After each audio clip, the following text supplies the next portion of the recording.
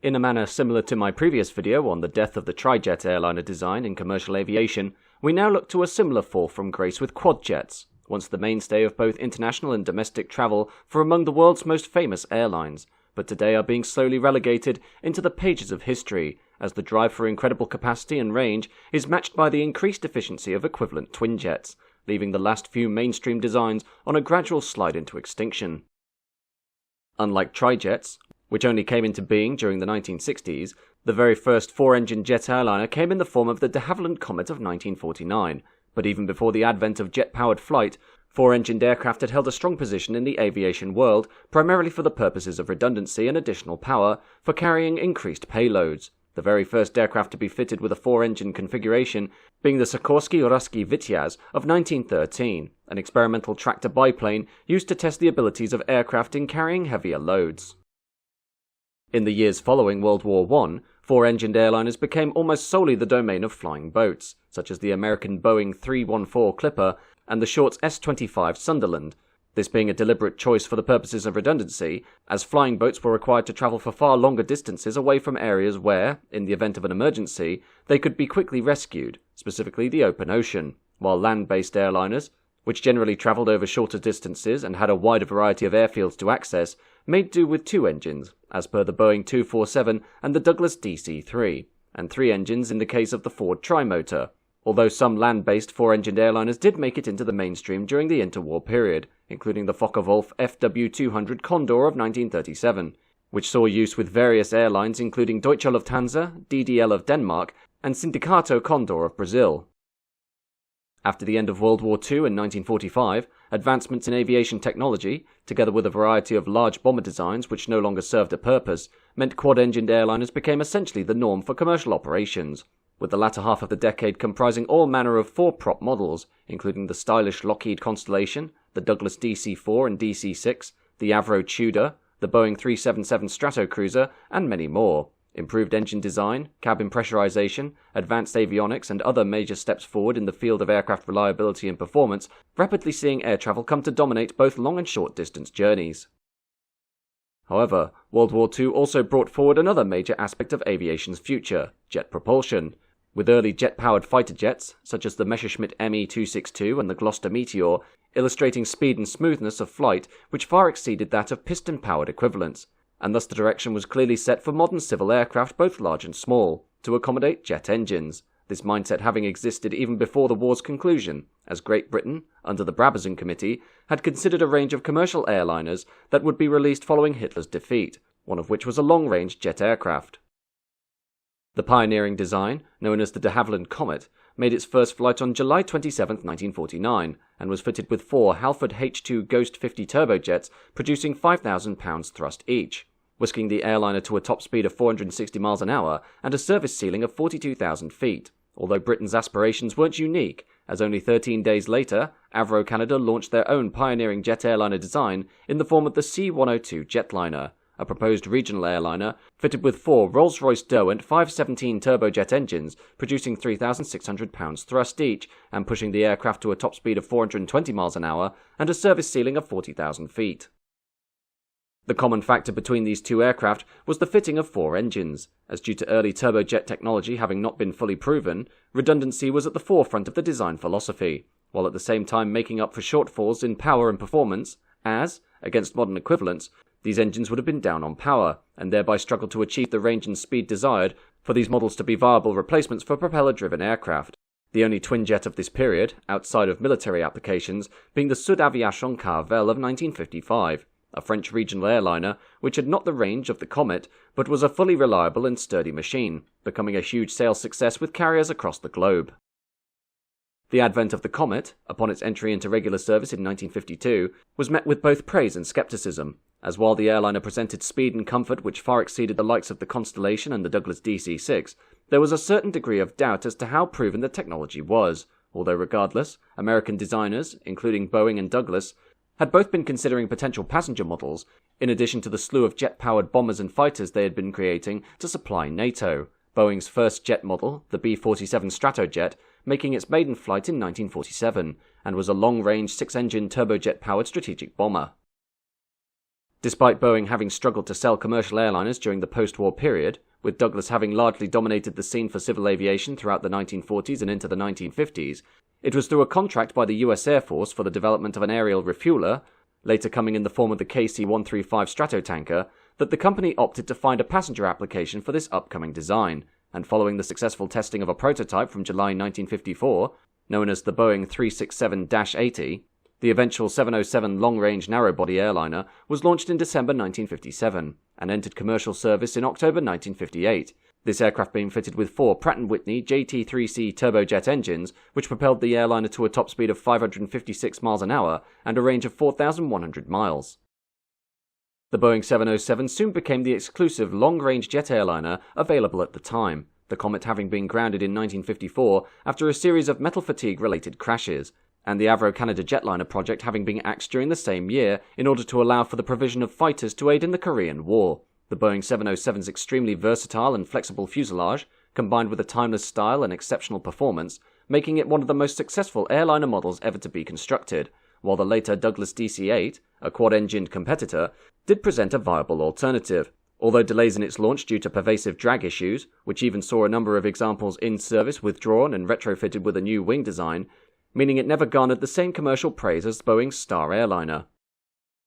By the middle of the decade, long-range aviation was dominated by Quadjet airliners, another motivation as to the lack of long-range twin jets on the market being the so-called 60-minute rule of 1953, or US Federal Aviation Regulation 121.161, which had been introduced during the time of piston-powered airliners and was done to bar twin-engine propeller airplanes, such as the Douglas DC-3, from flying extended routes across areas which were beyond 60 minutes flying distance from a safe airport in the event of an emergency. This rule specifically being developed due to the rapid increase of transoceanic flights during the post-war period. The 60-minute rule remained steadfast throughout the 1950s and into the 1960s and 70s, and thus quadjets reigned supreme on the long-haul market for decades without any viable competitors, with nearly every nation sporting a highly developed aircraft manufacturing industry creating their own version of the 4-engine jet airliner concept, the USA seeing a third narrow-body model be released during May 1960 in the form of the Convair 880, which intended to put speed over capacity so as to provide the fastest coast-to-coast service within the continental USA, but due to its massive fuel consumption and smaller-than-average tanks, was not able to complete the run at full speed without requiring a refueling stop, meaning it presented to potential customers a model that had a shorter range and smaller passenger capacity to the more appealing Boeing 707 and Douglas DC-8. Attempts to rectify the airliner's faults with the later Convair 990 Coronado again failing to fully iron out the problems, and resulted in the model becoming an obscure footnote in aviation history.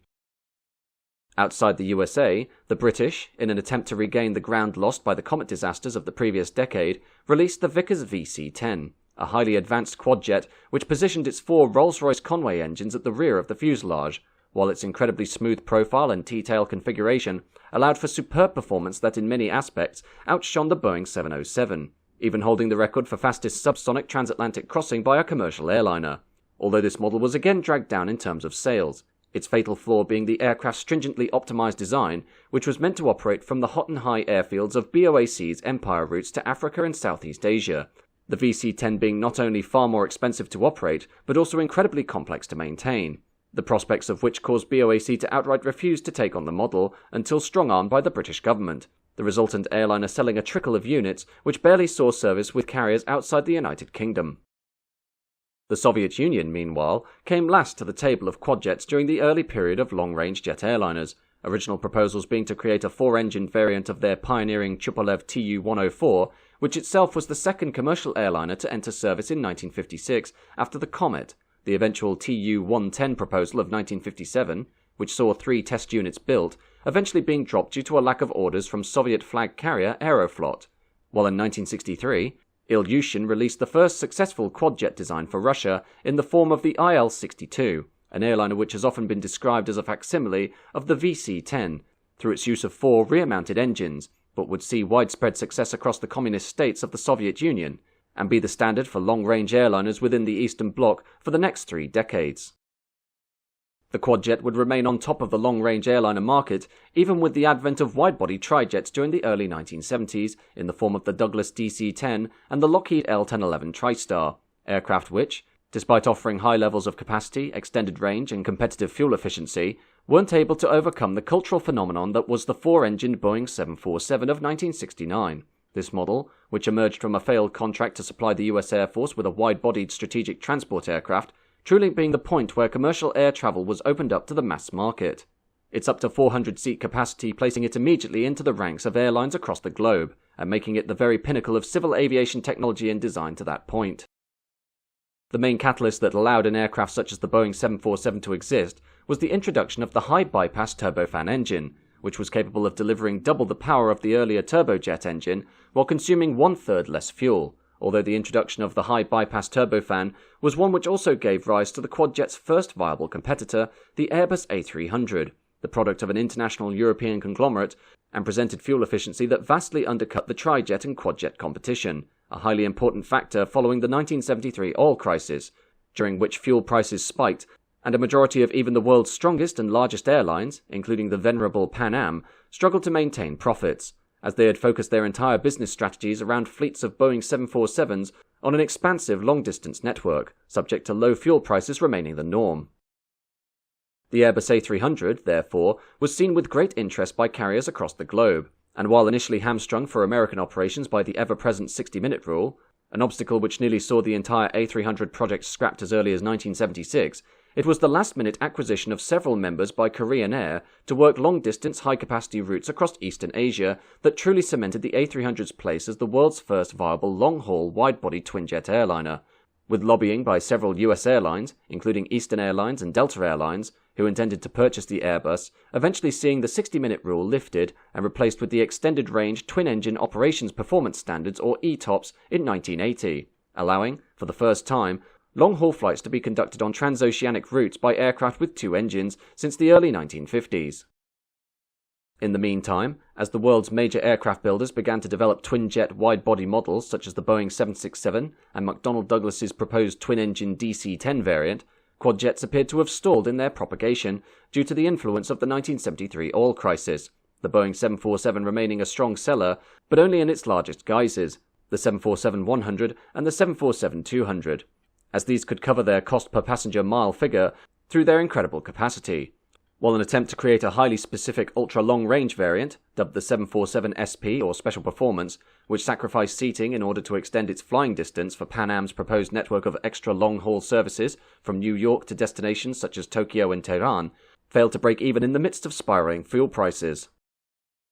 Aside from the Boeing 747, the only other brand-new Quadjet for the period was the Ilyushin IL-86, a four-engined wide-body airliner which had been in development since the mid-1960s under the Aerobus scheme, and was to be the crowning achievement of Soviet commercial airliner technology at the 1980 Moscow Summer Olympics, only for government bureaucracy, a lack of suitable building materials and assembly space, and a design which failed to meet the standards envisaged by its creators, to leave this heavily delayed machine as a commercial failure, with individual units being built on a sporadic basis throughout the decade and sold only to carriers within the Soviet sphere of influence. This wasn't to say that Quadjets were now restricted to just wide-bodies, though. The Aerospatiale BAC Concorde, which utilized four Rolls-Royce Snemca Olympus 593 turbojet engines, being the world's only successful supersonic transport, and would ply its trade on faster-than-sound runs between Europe and the eastern seaboard of the United States for nearly 30 years, although the aircraft's career was but a fraction of the goals originally intended for the model, as during its early development, dozens of carriers from across the globe hoped to introduce Concorde models so as to create a vast network of supersonic international routes, only for concerns regarding sonic booms, the 1973 crash of the Soviet Union's own supersonic airliner, the Tupolev Tu-144,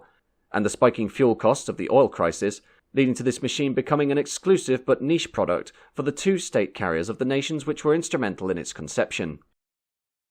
Perhaps the most obscure application of four engines on a commercial airliner is with the British Aerospace BAE 146, a regional airliner which intended to utilize short takeoff and landing capabilities so as to access smaller regional airports and inner-city airfields, although in order to be capable of departing from shorter runways, while at the same time abiding by stringent noise abatement restrictions for urban areas, the use of larger turbofan engines was out of the question, and thus the 146 was instead fitted with four Lycoming ALF 502R5 power units from the Challenger 600 business jet, making the airliner one of the quietest jet-powered models ever put into service, a fact exploited by British Aerospace, who affectionately christened it the Whisper Jet. Come the beginning of the 1980s, the twin-jet revolution was starting to hold sway, with the Boeing 757 narrow-body and Boeing 767 wide-body airliners entering service during the first half of the decade, allowing for many mainline carriers to replace their aging quadjets en masse, such as the Boeing 707 and Douglas DC-8, while at the top of the market, the 747 remained the undisputed champion for high-capacity long-haul operations. Its position strengthened further by the axing of the TriStar and DC-10 Trijets after years of stagnating sales figures, as well as the subsequent failure of the McDonnell Douglas MD-11 to truly make waves in the marketplace during 1990, and the launch of an incredibly advanced variation of the 747 family dubbed the 747-400, originally conceived as a range and technology upgrade for the preceding Boeing 747-300, as per its announcement back in 1984 as the Advanced Series 300. Launched in 1989, the 747-400 was a whole-scale upgrade from the previous 747 models, retaining the same airframe, but including the stretched upper deck from the 747-300, the inclusion of 6-foot winglets for better fuel consumption, a choice of improved turbofan engines, including the Pratt & Whitney PW4000, General Electric CF6 and Rolls-Royce RB211, and, most importantly, the inclusion of an exceptionally advanced two-crew glass cockpit, which eliminated the flight engineer's position by way of large LCD screens that replaced the traditional style of analog dials and gauges, making the airliner far easier to operate than earlier models. The launch of the 747-400 was again a watershed moment for the world's aircraft manufacturers, with McDonnell Douglas proposing in 1991 the MD-12, a four-engined fully double-deck airliner which would be similar in size to the 747, but have a capacity of 515 passengers when compared to the 416 passengers of the 747-400, the first flight of the MD-12 expected to take place in late 1995, with deliveries commencing from 1997. Although despite an aggressive marketing campaign by McDonnell Douglas, no orders were forthcoming, and, in the face of the project's collapsing sales, the project was scrapped, the proposed year of first deliveries for the MD-12 being the one in which Boeing would acquire the firm in a $13 billion stock swap, bringing an end to one of aviation's most famous aircraft builders.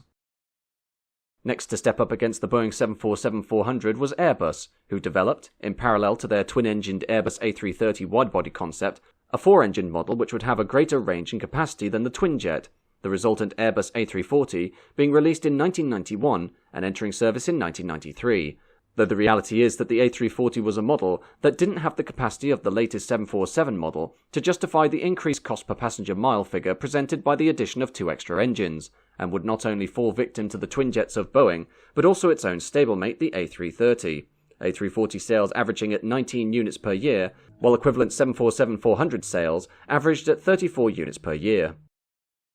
Despite the failure of the MD-12 and the less than stellar commercial performance of the A340, the 1990s still saw much use for quadjets across the globe, primarily the 747 in both its latest 747-400 guise, but also classic 747-100, 200 and 300 models from the 1970s, Boeing 707s and Douglas DC-8s having been relegated primarily to freight roles, while other examples, such as Russia's improved quadjet design for the IL-86, dubbed the IL-96, saw extensive use across its home country and nations formerly aligned with the Soviet Union, such as Cuba. The older Convair 880 and 990, as well as the Vickers VC-10, falling victim to the rapid expansion of twin jets during the early 1980s, and were either disposed of, sent to museums, or placed into the employ of military factions as testbeds or air-to-air refueling tankers.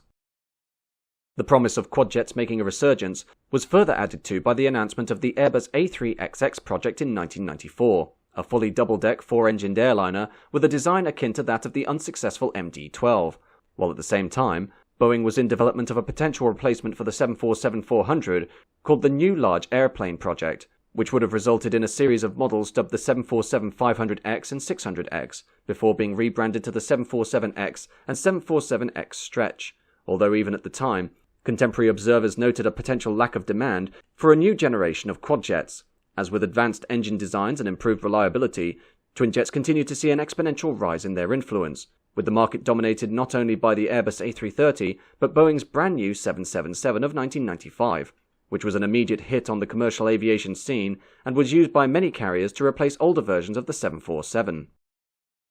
Despite the impact of the post-9/11 market crash, which saw passenger numbers plummet and fuel prices spike, work continued on the Boeing and Airbus Quadjet projects, with the A3XX, now dubbed the Airbus A380, eventually being brought to fruition in April 2005, the aircraft, with a capacity of 525 passengers, being the largest commercial airliner ever put to work, and was immediately lapped up by several influential carriers across the globe, most notably Emirates, who created a vast network of A380 routes from their Dubai hub, which served nearly every major centre and capital city in the world. Boeing's project followed in February 2010, where, after numerous delays, the improved 747 model arrived on the scene as the Boeing 747-8, which came as both a freighter model and the intercontinental passenger variant, the airliner keeping the same basic structure as the preceding 747-400, but featuring an extended fuselage length and a sweeping wing which is thicker and deeper so as to hold an increased fuel load, while wider, raked wing tips provide for additional lift and optimal fuel efficiency for the model, all examples being powered by General Electric Gen X 2B67 engines producing 66,500 pounds of thrust, and capacity ranging from either 467 passengers or 46 cargo pallets. Sadly, the launch of these two models, despite their technological feats, clearly illustrated how far the Quadjet had fallen in terms of its place on the commercial aviation market, the Boeing 747-8 being the most egregious example, as despite showing capacity that was far greater than the nearest Boeing 777 or Airbus A380 model, passenger airlines opted to avoid this model simply based on its lower fuel efficiency, the intercontinental variant only ever selling 48 units between 2011 and 2017. While the more popular cargo variant saw widespread use with the world's many freight carriers, seeing 107 of these machines delivered over the course of the model's 11-year production life. The Airbus A380, by comparison, was far more successful, but only in the form of a marketing ploy, its incredible interior space being used not only for larger numbers of economy seating, but also for prestige onboard suites with double beds and other luxurious amenities. The inability of the A380 to garner the same interest as preceding generations of Quadjets being evidenced in the fact that its many proposed variants, including a dedicated freight variant and stretched fuselage options, were never taken forward, nor was the model inducted into the NEO or New Engine Option program, a sweeping upgrade to Airbus's models in order to increase their operational efficiency through improved wing designs and engines. Therefore, with the 747-8 struggling along with poor sales, and the A380 being seen by carriers as more of a vanity project rather than a viable alternative to wide-body twin jets, the discontinuation of both models was certified, and came first for the A380 in February 2019, when it was announced, after its main customer, Emirates, agreed to drop an order for 39 of the aircraft, replacing it with 40 A330-900s and 30 A350-900s, that all production would cease by 2021, the very last Airbus A380, Alpha 6 Echo Victor Sierra, making its maiden flight from Toulouse on March 17, 2021, before being delivered to Emirates on December 16th of the same year. While due to very low resale values caused by the incredible size and specific nature of the model, retired examples have seen very limited second-hand use, and instead face scrapping after only 8 to 10 years of operation. As for the 747-8, in July 2020, Boeing announced that, once the final 16 orders had been fulfilled, the 747 program would close after 52 years, the end of the project justified by demand for four-engined airliners having been flat for several years, while the lion's share of the aircraft's production went to the freighter variant, the final 4 747-8s being delivered to Atlas Air during the summer of 2020, while many 747-8s, specifically the passenger variant, went undelivered to their prospective customers before even taking flight in revenue-earning operation, these units being placed in protected storage at boneyards such as Victorville in California, awaiting an uncertain future. Today, the sun is truly beginning to set on the era of the Quadjet in commercial aviation. The downturn in traffic during the 2020 to 2021 COVID pandemic, seeing a mass cull of four-engined airliners by many of the world's largest carriers, including Airbus A340s and A380s, as well as Boeing 747-400s and 747-8s, the older A340s, which left production in 2011, going largely to scrap, though the 747-400 and 747-8s are able to find new lives in the role of cargo aircraft, while future prospects have already begun seeing long and short-term retirement plans be enacted for those Quadjets still remaining in service, with Emirates, having been the last airline to purchase the A380, initiating a retirement scheme from as early as September 2019, proposing to withdraw the oldest examples for use as spares donors before seeing all models out of work by 2035.